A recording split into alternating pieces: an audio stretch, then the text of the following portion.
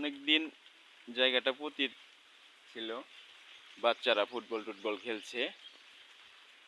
তো এইবার কাকা বড় আমন ধান লাগাইছিল, আমন কাটার পর ভুট্টা লাগাইছে। ভুট্টা মোটামুটি ভালোই স্বাস্থ্য সবল গাছ, ফলন আশা করা যায় ভালোই হবে।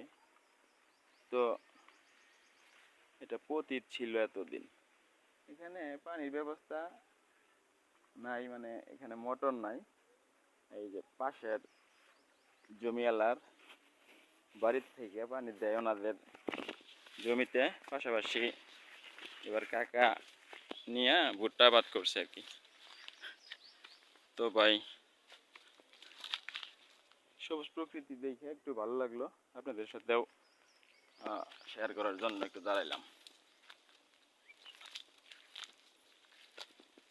তো সুন্দর একটা দিন হয়েছে, এই জন্য আর কি ভালোই লাগতেছে। এখানে এক সময় একটা টং ঘর আছিল, 8টা খুঁটির উপরে কাঠের পাটাতন ছিল, প্রায় 20 ফুট উচ্চতায়। আমরা ওইখানে বসতাম। ওইটা বেড়াগুলি ছিল যে দোকানের শাটার সিস্টেম, জাপ সিস্টেম ছিল, ওগুলা উঠিয়া দিয়া ঠিকা দিয়া সুন্দর বাতাস লাগতো, ভালো লাগতো। এখানে ভুট্টার আবাদ হচ্ছে এখন। হ্যাঁ, এখানে আমাদের মানে 7.5 শতাংশ জায়গা আছে আমাদের, আর কাকার হচ্ছে 7.5 শতাংশ, আর বাকি যে 15 শতাংশ এটা আমার পুকুর। তো আসলে এই যে পাশে আবার আনারস বাগান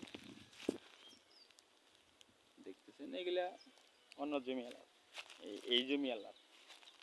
হ্যাঁ, আমাদের মধ্যপুরে যে উঁচু জায়গাগুলা সেখানে আনারস আর কলা আবাদ হয়, কিন্তু যেগুলা চালা আছে বা অনেক সময় সোনা বলে, একটু আধা শুষ্ক জায়গা, এগুলিতে ভুট্টা ভালো হয়, আলু হয় লাগাইলে, কিন্তু পাহাড়ের মানুষ অলস লাগায় না।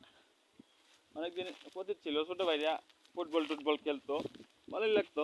এর মধ্যে আবার কাকা গতবার আবাদ করছে, এইবারও ভুট্টা লাগাইছে।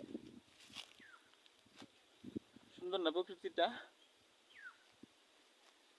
তো ভালো লাগলো বিদায়, আপনাদের সাথে একটু সময় বক বক করলাম আর কি।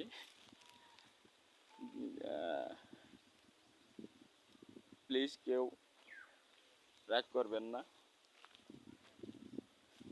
সুন্দর প্রকৃতি আসলে। আমি তো ভিডিও কি করব,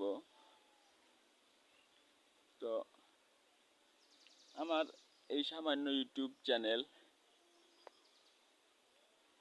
1000 সম্ভবত 25-30টার মতো মেম্বার নিয়া, আর ফেসবুকে 5K ফলোয়ার আছে আমার ফেসবুক আইডি, যেটা লাভলু মন্ডল। মনিটাইজ চ্যানেল না, কিন্তু প্রোফাইল অ্যাক্টিভ অন আর্নিং। তো ভালো লাগলে আমার পরিবারের সদস্য হবেন। আমরা মাঝে মাঝে এরকম আর কি প্রকৃতি, গাছগাছরা, উদ্ভিদ, এগুলি শেয়ার করবেন, যারা আমরা আসলে উদ্ভিদ ভালোবাসি। তারা রাস্তাঘাটে সব কিছুই দেখি সুন্দর, গাছগাছরা, ফুল পাখি যাই সামনে দেখি, এগুলি আর কি ইচ্ছা করে যে মুহূর্তগুলি একটা ক্যামেরা বন্দি করি।